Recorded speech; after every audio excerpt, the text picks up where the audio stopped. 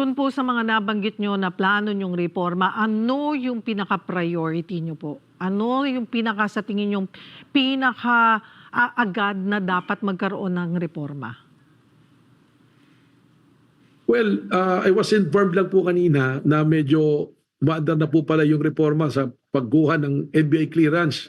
Pag titingnan po natin, parang napaka-basic pero I think bawat isa sa atin dumanas po rito. Nagkaroon ng hirap. Yung pong nagkakaroon ng mga hit, halimbawa may kapangalan po kayo na wala naman kayong kaso, it will take 5 to 10 days bago mo makuha yan, which delay the process na minsan nakaka-apekto sa mga ordinaryong mamamayan natin. Ang ating po mga OFW will be required to get their clearance. Minsan kailangan pang biyahe ng malayo pupunta para makakuha.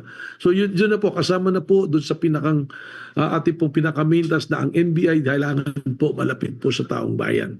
And the issue of law enforcement and investigation as being the prime investigating agency, ang ating pong gobyerno, yan po, ang patakaran naman natin dyan is yung accountability, transparency, and integrity ipapatupad po natin.